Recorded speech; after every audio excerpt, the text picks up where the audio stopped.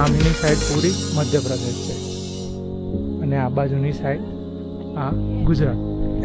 આ જગ્યા મહારાજના કહેવા પ્રમાણે આ હિડમ્બા વન હતું અને ભીમ અને રાક્ષસો અહીંયા તપ કરી ગયા છે. અહીંયા કાયમ 24 કલાક ધૂણો ચાલુ રહેતો એમ. તો આનો કઈ આશરે અંદાજો મળે આપણને કેટલા વર્ષ થયા ધૂણો લગભગ તો 100-150 વર્ષની ધૂણ તો ચાલુ જ છે. અને એક ઝરણું પણ છે આજુબાજુ. પાણીનું ઝરણું છે. અહીંથી આ લગભગ 1.5 કિલોમીટર નથી પણ ત્યાંથી પાણી બહુ અહીંથી આ આપણે મંદિરની નીચેથી પાણી ચાલે કરે છે આ ઝરણું.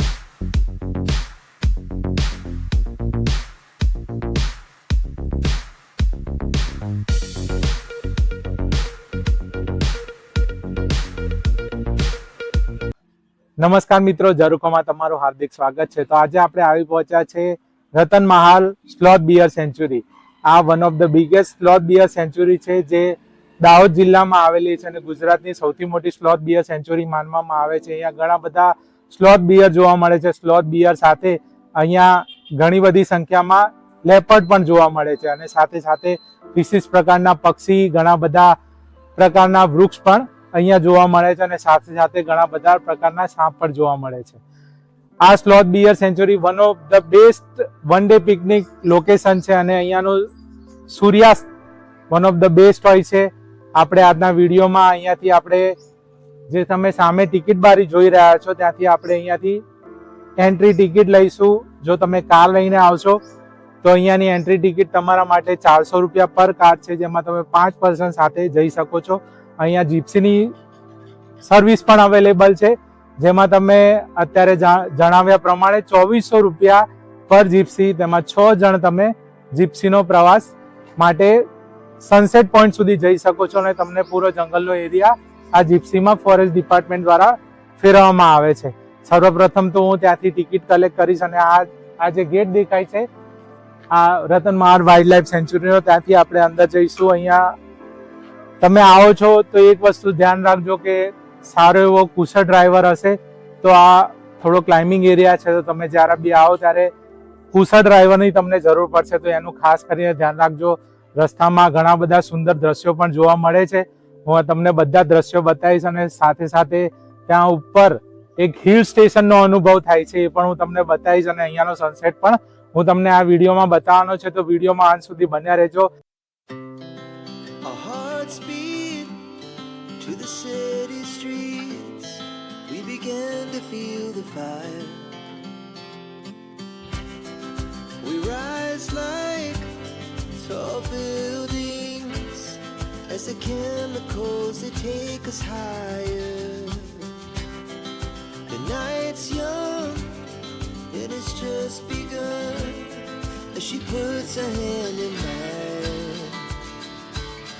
We wanna chase the night, wanna dance to the light, pull the stars from the sky, just two hearts running wild. Never sleep, never stop, as we shout from the top. We're gonna be two hearts running wild.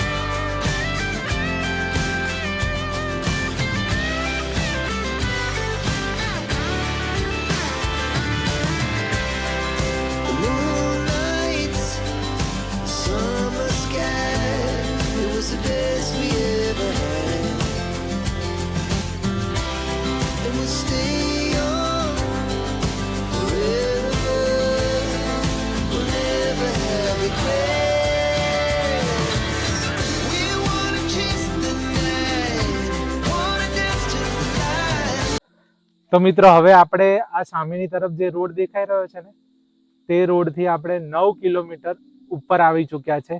આપણે exactly અત્યારે sunset પોઈન્ટની બાજુમાં છીએ અને મારી પાછળ જે આ પવનચક્કી દેખાય છે એ ફોરેસ્ટ ડિપાર્ટમેન્ટ દ્વારા આ પવનચક્કીનું એરેન્જમેન્ટ કરવામાં આવેલું છે અને એની તદ્દન બાજુમાં એક આર્ટિફિશિયલ પોન્ડ છે. આની વ્યવસ્થા જ્યારે અહીંયા પ્રાણીઓને પાણીની અછત થઈ જાય છે ત્યારે આ પાછળ દેખાતી પવનચક્કીની મદદથી અહીંયા પાણી પંપ કરીને આર્ટિફિશિયલ પોન્ડમાં નાખવામાં આવે છે. અને સાંજના સમયે જો તમે અહીંયા આવો છો તો અગર નસીબ હશે તો અહીંયા કોઈ વન્યજીવ પણ તમને પાણી પીતા જોવા મળી જશે. મારી એક્ઝેક્ટ આ બાજુની સાઈડ ઉપર મહાદેવજીનું એક મંદિર આવેલું છે અને તેની થોડીક આગળ જઈશું તો આપણે મધ્યપ્રદેશની બોર્ડર સુધી પહોંચી જઈશું. હું તમને ત્યાં પણ જઈને બતાવું ને અહીંયાનો સનસેટ પણ આપણે કવર કરીશું.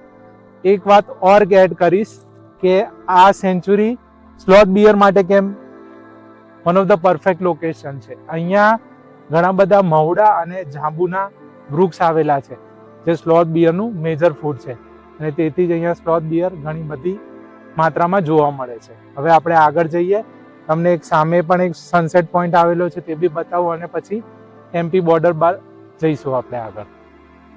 તો મિત્રો અત્યારે આપણે રત્નેશ્વર મહાદેવ છીએ અને આ મંદિરના ઇતિહાસ વિશે આપણે અત્યારે આપણી સાથે પૂજારી શ્રી છે તો એમની જોડે આપણે પૂછીશું કે આ મંદિરનું મહત્વ શું છે. નમસ્કાર મહારાજ. નમસ્કાર. અમને આ મંદિરના મહત્વ વિશે જણાવજો જરા. એટલે આ હેડમ્બા અહીંયા હેડમાં રહેતા અને રાક્ષસો ભીમ અહીંયા દપ ને તપ કરી ગયા અને તપસ્યા ભૂમિ ક્યાં રતનમાલની આપણી આ ભૂમિની અંદર આપણે કેવું કે હું ભુવેરો ગામનો અહીંયા મારો 2 કિલોમીટર મારું ઘર છે. ત્યાંની સેવા પૂજા હું 20-25 વર્ષથી અહીંયા હું કરું. પહેલા મારા બાપા ગડિયા કરતા પણ આ મંદિર ક્યારે બંધેલી છે કોઈને ખબર નથી. એટલે કોઈ અનુમાન ના કરી શકાય કેટલો વર્ષ. અનુમાન નહીં કરી જાય. આ જગ્યા મહારાજના કહેવા પ્રમાણે આ હિડમ્બા વન હતું અને ભીમ અને રાક્ષસો અહીંયા તપ કરી ગયા છે. ઓકે. અને આ બાજુમાં જે ધૂણી દેખાય છે એની કઈ આ ધૂણો એ ભોળેનાથ નો ધૂણો ખરો ને, ભોળેનાથ ની આપણે સીતા માતાની આ ધૂણી થાય એટલે ધૂણો તો ભોળેનાથ નો કરવો પડે એમ. આયા કાયમ 24 કલાક ધૂણો ચાલુ રહેતો હોય એમ.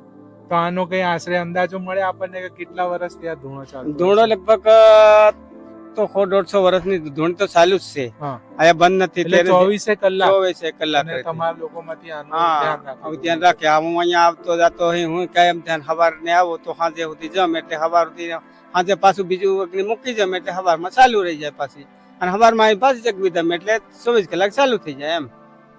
ઓકે. એટલે આ તમારે આની બધી સારો સંભાળ તમે તમારા લોકો દ્વારા હું જ રાખું. અને એક ઝરણું પણ છે આજુબાજુ. ઝરણું પાણીનું ઝરણું છે. અહીંથી આ લગભગ 1.5 કિલોમીટર નથી પણ ત્યાંથી પાણી બહુ અહીંથી આ આપણે મંદિરની નીચેથી પાણી ચાલે કરે છે. ઝરણું પાણી છે ત્યાંથી આપણે પીવા માટેનું પાણી અહીંયા લઈ આવીએ એમ. એટલે આ જમીનથી આ જમીનની રીતે આગળ છે. આ ભોળેનાથની જગ્યા ખરીને અહીંયાથી જ પાણી ચાલુ હોય. એ પણ વર્ષોથી છે. એટલે આ જો તમે રતનમહાલની મુલાકાતે આવો તો આ મંદિરની મુલાકાત અવશ્ય લેજો. ખરેખર પૌરાણિક મંદિર છે ને આની જો અગર હિસ્ટ્રીની વાત કરીએ તો પણ એ ખૂબ જ રસપ્રદ છે. મારા તમારો ખૂબ ખૂબ આભાર આ મંદિરની ઇન્ફોર્મેશન આપવા બદલ.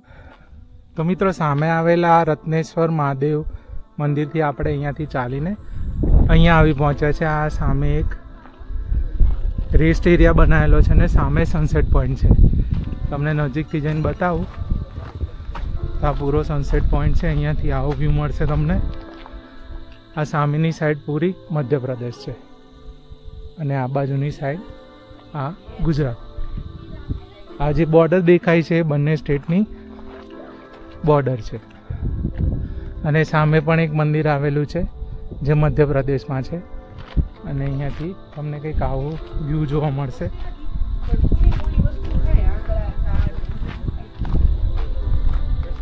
આ એક ખૂબસૂરત સનસેટ પોઈન્ટ છે. તમે ફ્રેન્ડ્સ અને ફેમિલી સાથે અહીંયા આવીને એક રમણીય સનસેટ નિહાળી શકો છો.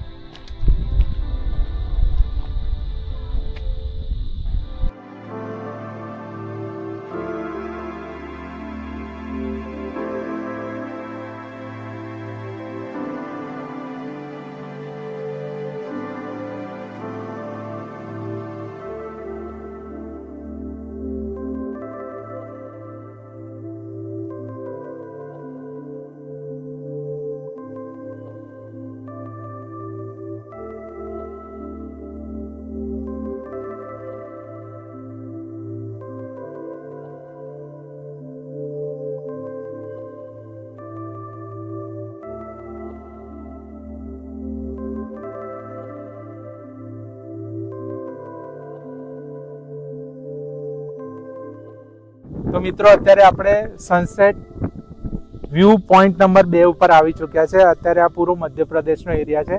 ફર્સ્ટ પોઈન્ટ મેં તમને આગળની સાઈડ ઉપર બતાવ્યો હતો, ત્યાંથી ગુજરાત તરફથી તમે એક સનસેટ પોઈન્ટ છે અને આ બાજુ અત્યારે આપણે મધ્યપ્રદેશમાં ઊભા છે.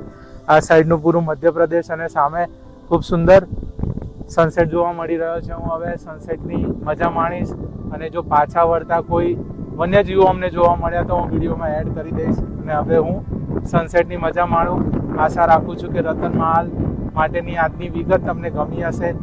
જો વિડીયો તમને ગમ્યો હોય તો ચોક્કસથી એક લાઇક આપજો. તમારા સ્વજન અને ફેમિલી ફ્રેન્ડ સાથે અવશ્યથી શેર કરજો અને અમારી અવનવા વિડીયો જોવા માટે અમારી ચેનલને સબસ્ક્રાઈબ કરવાનું ભૂલશો નહીં. હવે ફરીથી મળીશું એક નવા વિડીયો સાથે એક નવી જગ્યાએ. ત્યાં સુધી બાય બાય.